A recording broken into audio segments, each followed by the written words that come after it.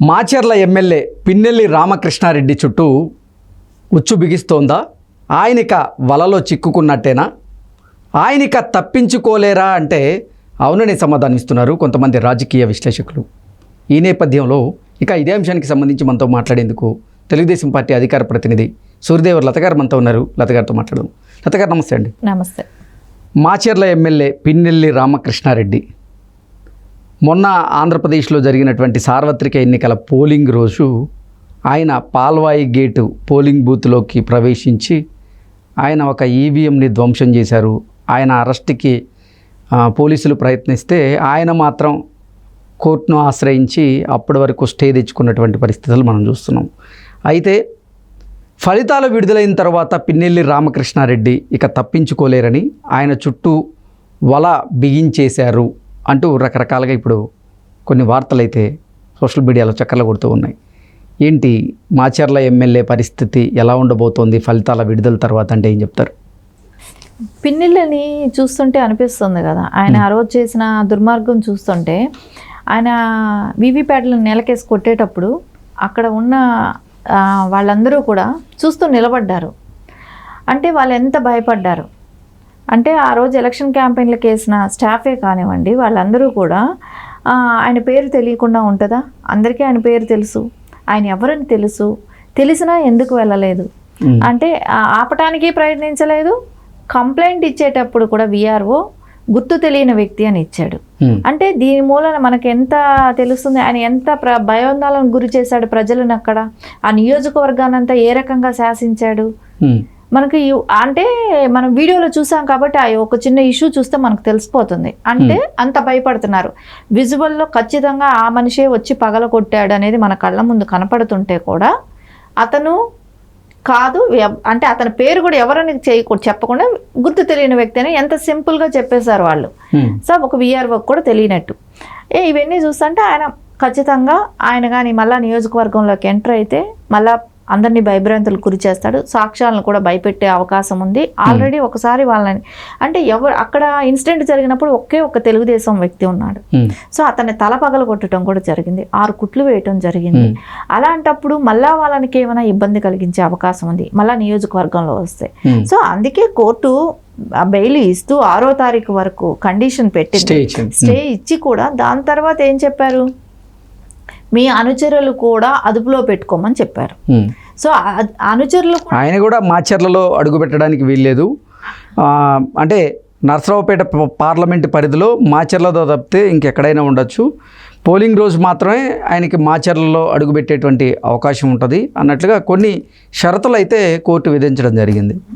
అలా అనుచరులు కూడా మాచర్ల వెళ్ళడానికి లేదు, ఎవరి మీద దౌర్జన్యాలు చేయడానికి లేదు, వాళ్ళు మీ అదుపాజ్ఞల్లో ఉండాలి అన్నట్లుగా కొన్ని కండిషన్లు పెట్టినట్టు కొన్ని వార్తలు అయితే వస్తున్నాయి. ఖచ్చితంగా అది కానీ పెట్టకపోతే సో మళ్ళీ ఎంత భయభ్రాంతులకు గురి చేసేవాడు, మళ్ళీ వెళ్ళి అల్లర్లు జరిగేది, మళ్ళీ కొట్టటాలు చంపటాలు చేసేవాడు. ఎందుకంటే మనం చూసాం అక్కడ మహిళలు ఆపిన వ్యక్తుల్ని కూడా దూషించాడు. సో వాళ్ళు కూడా నానా రకం బూతులు తిట్టడమే కానివ్వండి. ఇప్పుడు పార్లమెంటు పరిధిలో ఉండొచ్చేమో కానీ నియోజకవర్గంకి రాకూడదు అనేది చెప్పారు. నర్సరావుపేట పార్లమెంటరీ పరిధిలో వరకు ఆయన ఉండొచ్చు, నియోజకవర్గానికి ఎంటర్ అవ్వకూడదు. సో ఆ కండిషన్ పెట్టబట్టి కొంచెం అంటే ఇవన్నీ కానీ ఆయన పాటించకపోతే బెయిల్ అది రద్దయ్యే అవకాశం ఉంది, ఇచ్చిన స్టే కూడా రద్దు అయిపోతుంది. సో ఆయన ఖచ్చితంగా ఇవి పాటించాల్సిన అవసరం ఉంది. కానీ దీని వెనకాల అందరూ కూడా కొమ్ముగాశారు, డిపార్ట్మెంటే కావచ్చు. సో పెద్ద తలకాయలు కొమ్ము కాసాయి అనేది తెలిసిన సత్యమే. అది ఎలా తెలుస్తుంది, జగన్మోహన్ రెడ్డి గారు ముందే ఇవన్నీ గైడెన్స్ ఇచ్చే వెళ్ళాడా అనిపిస్తుంది. ఎందుకంటే ఫ్రమ్ ద బిగినింగ్ నుంచి జవహర్ రెడ్డి గారిని మార్చాలి అని అయితే పురంధరేశ్వరి గారు ఎప్పుడో కంప్లైంట్ ఇవ్వటం జరిగింది ఈసీకి. సో ఆయన ఆధ్వర్యంలో ఎలక్షన్ కానివ్వండి సజావుగా జరగదనేది ఆవిడ ఇచ్చారు. సో కానీ ఇక్కడ మార్చలేదు. సో అలాగే కంటిన్యూ చేశారు. కానీ ఇవన్నీ జరుగుతున్నా కూడా ఆయన పట్టించుకోవట్లేదు. సో డిపార్ట్మెంట్ ఇంత గాలిస్తున్నా కూడా దొరకలేదు, ఈ 3 రోజులుగా దొరకలేదు అని అంటే ఖచ్చితంగా ఆయన హస్తం ఉందనేదే కనిపిస్తుంది. సిఎస్ జవహర్ రెడ్డి గారి హస్తం ఉంది, పిన్నెల్లి గారిని సేవ్ చేస్తూ వచ్చారు అనేది అయితే ఇక్కడ స్పష్టంగా ఆధారాలతో సహా తెలుస్తూనే ఉంది. లేకుండా ఉంటే డిపార్ట్మెంట్ ఇంత గాలిస్తున్నట్టు నటించారా వాళ్ళు ఏమైనా దీని వెనకాల ఎవరో ఉండబట్టేగా ఆయన తప్పించుకుపోవటం, ఆయన ఫోన్లు వదిలిపెట్టి వెళ్ళినా పట్టుకోలేకపోయారు, ఆయన గన్మ్యాన్ని ఆయన సెక్యూరిటీని పట్టుకున్నా వాళ్ళ దగ్గర నుంచి సమాచారం రాపట్టలేకపోయారు, ఆయన కారు ఎంత భయపడి కారు వదిలిపెట్టి వెళ్ళాడు, ఆయన దొరకలేదు. సో ఇవన్నీ చూస్తుంటే ఎవరు చేయించారు ఇవన్నీ? సో దీని వెనకాలంతా వాళ్ళు ఉన్నారు, డిపార్ట్మెంట్ ఉంది, సిఎస్ జవహర్ రెడ్డి గారు ఉన్నారు. సో ఇవన్నీ చూస్తూ ఉంటే అట్లాంటి వ్యక్తులని ఇప్పుడు కోర్టు 6వ తారీఖు వరకు ఇచ్చింది. దాని తర్వాత అయినా ఆయన అరెస్ట్ చేయాల్సిన అవసరం ఉంటుంది. ఇప్పుడు మనకు ఒక్క నియోజకవర్గం ఒక్క బూత్లో దొరికింది, ఒక బూత్లోనే మనకు అది ఇన్సిడెంట్ కనపడింది. మిగతా ఎన్ని చోట్ల చేశాడు ఆయన? సో ఇక్కడ జరిగింది ఒక్కళ్ళు గుర్తు తెలియని వ్యక్తి అని అన్నాడు, కానీ అక్కడ ఇంకెన్ని చోట్ల జరిగే కంప్లైంట్ కూడా ఇవ్వలేదేమో. సో కంప్లైంట్ కూడా ఇవ్వలేదేమో, ఇక్కడ రికార్డ్ అయింది కాబట్టి బయట వచ్చింది. సో కొన్ని చోట్ల రికార్డులు కూడా ధ్వంసం చేశారేమో. వీటన్నిటిని చూస్తూ ఉంటే వాళ్ళు గతంలో కూడా ఇలాగే చేసేవాళ్ళేమో. సో గతంలో ఇలా చేసే అక్కడ గెలిచేవాళ్ళేమో. సో ఈ టర్మ్లో అది బయట వచ్చింది, లేకుంటే బయట వచ్చేది కాదేమో. పిన్నెల్లి రామకృష్ణారెడ్డి మీద హత్యాయత్నం కేసులు కూడా నమోదయ్యాయి. అలాగే ప్రత్యర్థుల మీద ఆయన దాడులు చేసినటువంటి కేసులు కూడా నమోదైనటువంటి నేపథ్యంలో ఇక పిన్నెల్లి రామకృష్ణారెడ్డి తప్పించుకోలేరు, ఆయన వలలో చిక్కుకున్నారు అంటూ రకరకాలుగా కొన్ని వార్తలు అయితే బయటకు వస్తూ ఉన్నాయి. ఏంటి ఒకవేళ గనక ఫలితాల విడుదలైన తర్వాత కూటమి అధికారంలోకి వస్తే పిన్నెల్లి రామకృష్ణారెడ్డి గారి పరిస్థితి ఎలా ఉండే అవకాశం ఉంది అంటే ఏం చెప్తారు? ఎందుకంటే చేసిన తప్పులకైతే వివిప్యాట్లు పగలగొట్టడం అనేది సామాన్యమైన కేసు కాదు, దానికైతే ఖచ్చితంగా శిక్ష అనేది ఉంటుంది. సో ఇంకా హత్యా ప్రయత్నం కేసులు కూడా ఉన్నాయి.